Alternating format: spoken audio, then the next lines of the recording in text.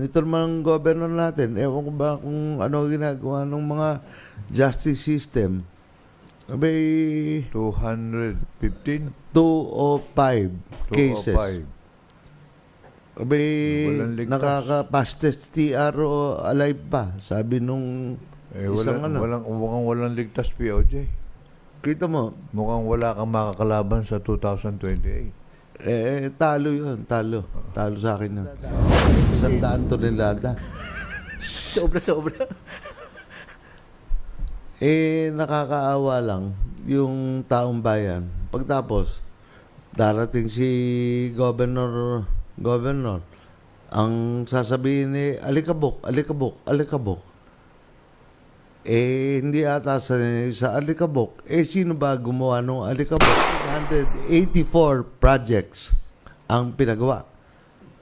Para malaman mo, dahil nanggaling ang Public Works and Highways kay RIA at inilahad na Lahat.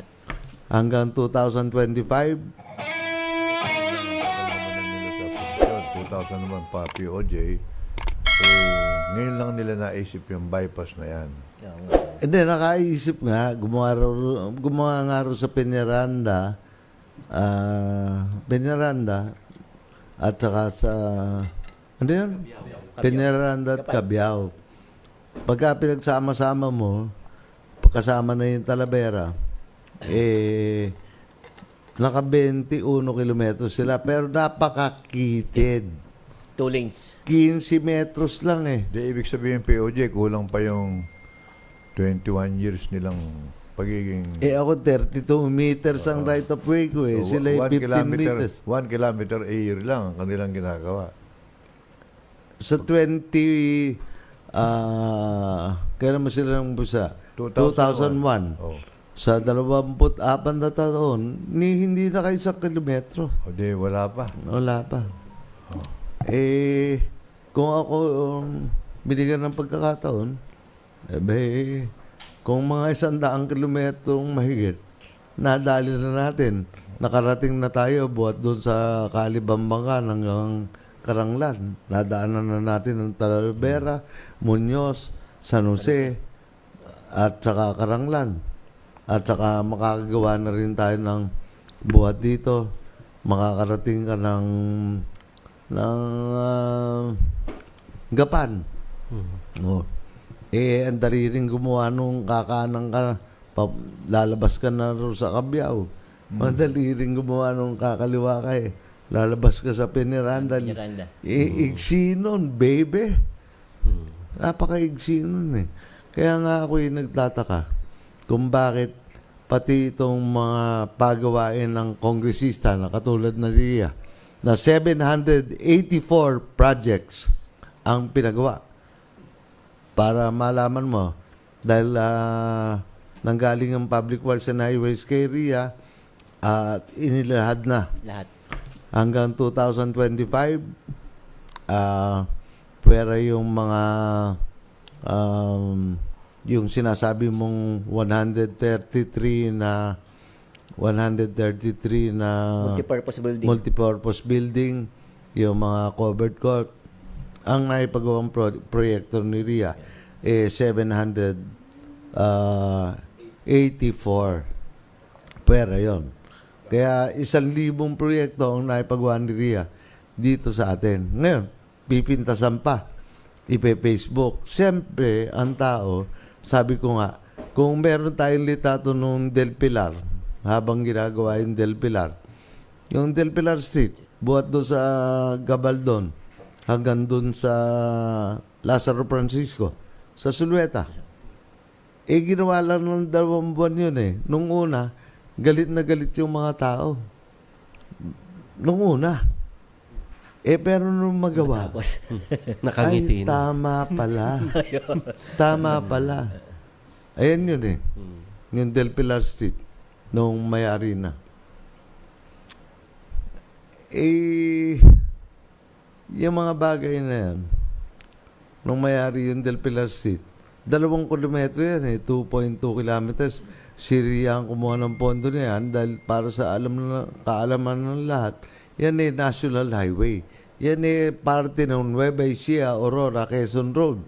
Kaya nga dire-diretso yan sa Palayan, didiretso yan sa Dingalan, didiretso yan sa Bungabong, makakarating kang Baler, galing sa Bungabong. Kaya nga tinawag na Nueva Ecija, Aurora, Quezon Road. So, nakakatuwa rin na panoorin. Kita mo, nung unang ginagawa yan, let ga tao. Kasi nga, sasabihin nila, maayos pa naman ka. Tama, maayos. Ako nagpagawa nun kaya lang, kailangang i-upgrade na. Ano upgrading, Atty. Villar? Nung kasi, na pinagawa natin yan, 9 na pulgada ang sinasabi ng highway na kapal. Ngayon, ang dapat ay 12 pulgada o 0.23 meters ang dapat gawin. 0.23. Tama ba? Opo, tama po. Yun na po kasi yung bagong ano na po ngayon ng highways natin, ng national road. Ang magiging thickness na ng mga kalsada is 0.23 or 12 inches ang magiging kapal. So, bago nga tayo pumunta riyan, kamungaro sa magpe-Facebook, kung kailan sasabihin na mahusay pa daan. Yung, alam nyo, Syria, nung datnan niya yung Gabaldon, Laor, hanggang sa Salupungan. Masama ang daan dun Dahil, at saka hindi maluwang yung daan sa Salupungan. Two lanes lang. Yun ipinagawa ni Ria yan Yan pinagtsagaang paggawa ni Ria yan buhat sa Salupungan. Etong Sagana Laod na to, ito yung papunta to sa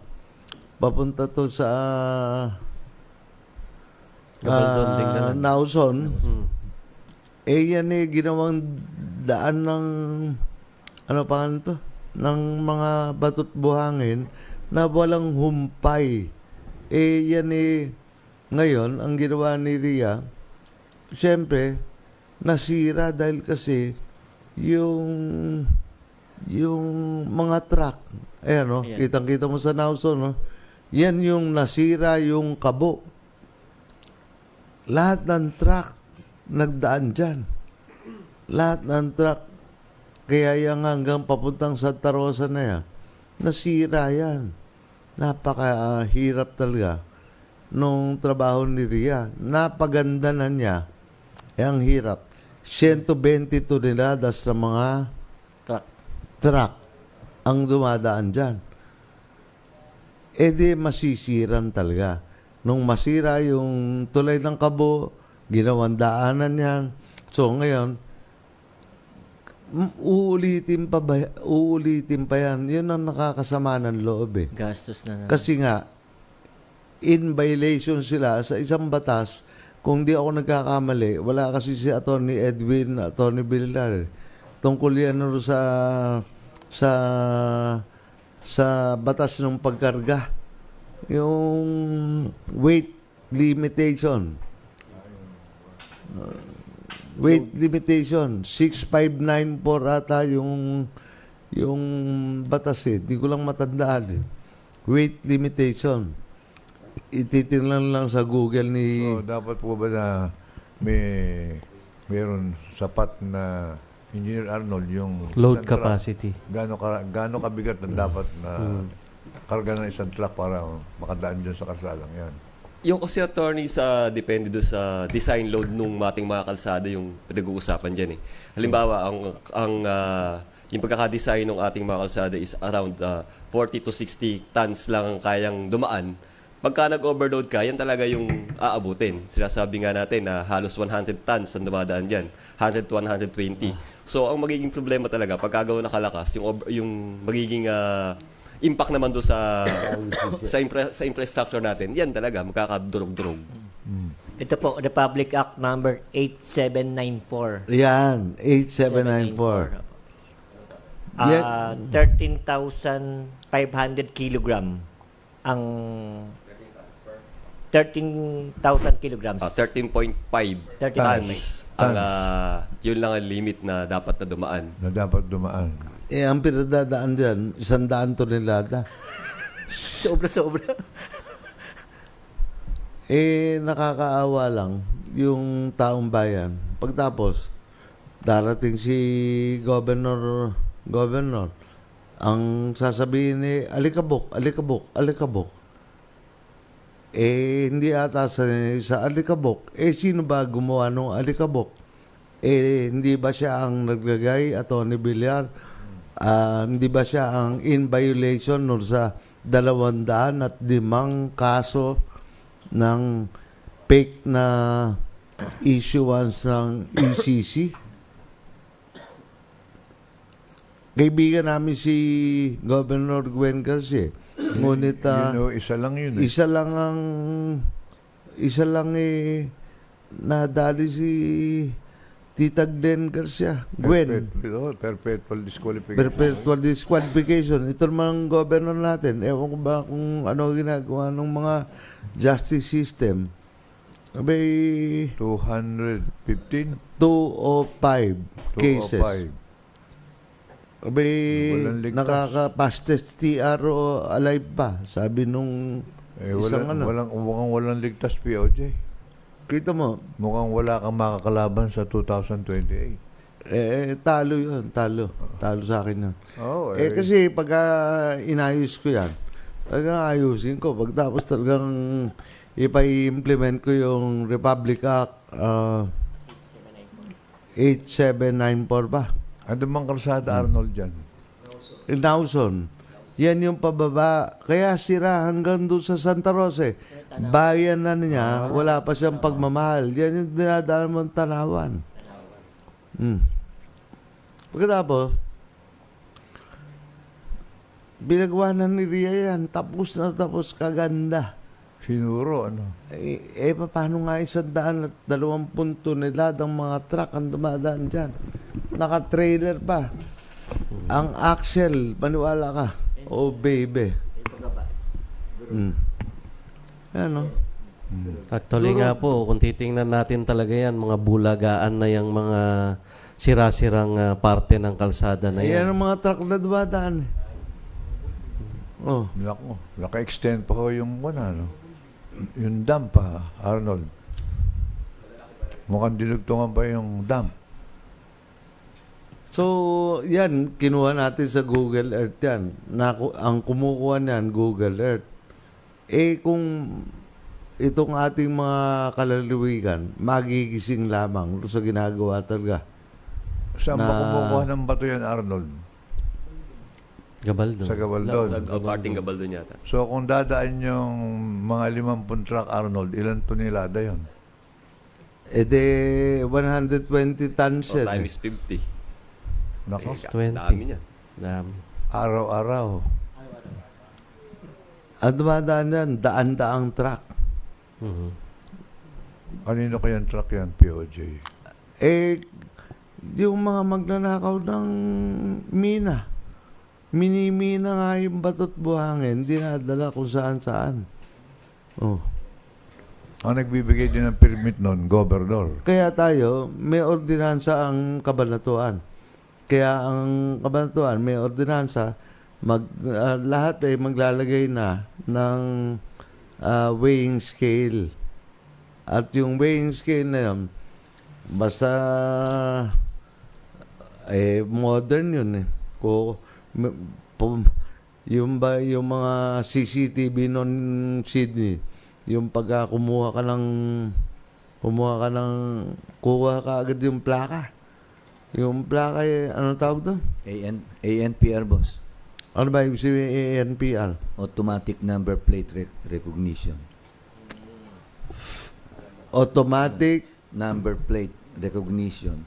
Pagdaan mo doon, may picture ka na, andun na yung brand ng sasakyan mo, kung anong kulay, plate number, lahat. So, hindi ka na makakalusot Dahil pagka dumaan doon, tapos hindi mo pinadaan doon sa weighing scale, yung bantay mo doon sa weighing scale, hindi na makakahingi ng lagay. Dahil kasi may yung sinasabi mo na makikita na yung plaka, pagkatapos pagka pinapasok doon,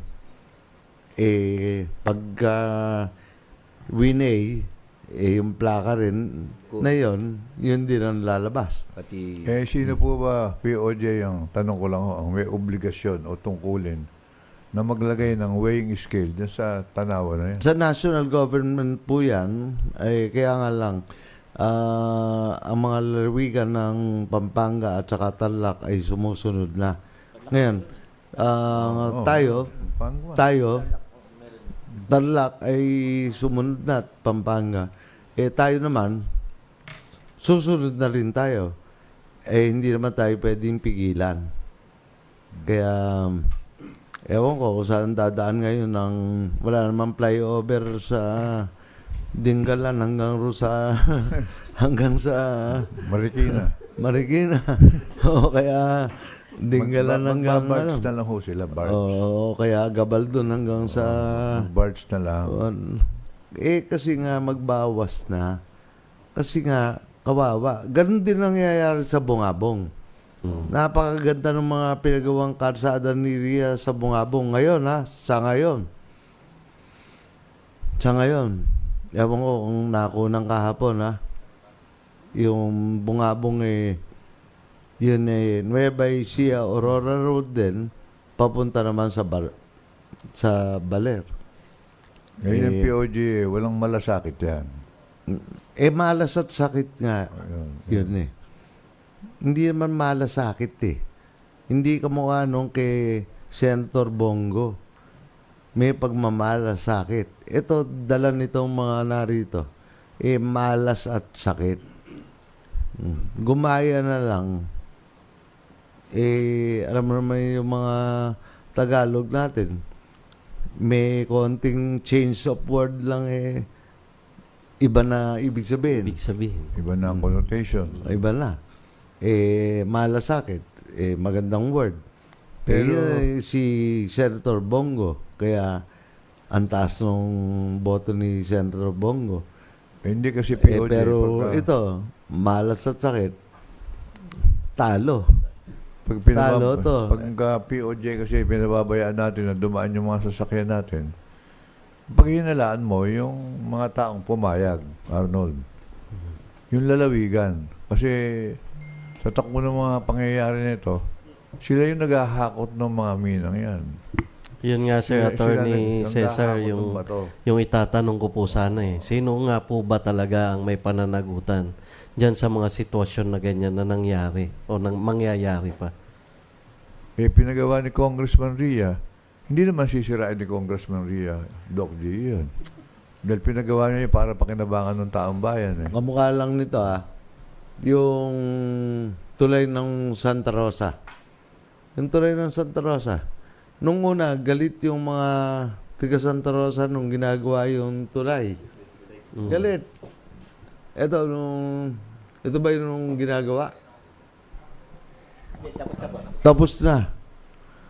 Tapos na ito June 20 na Nung ginagawa yung tulay na yan, galit yung mga tiga Santa Rosa, tiga Jaén, tiga Saragossa, lahat dadaan dyan.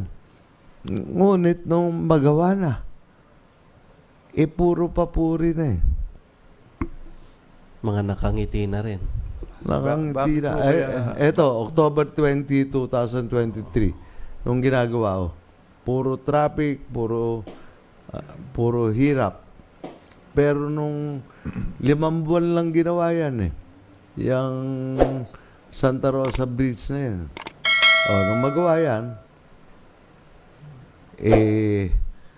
safe na ilagay sa ayos.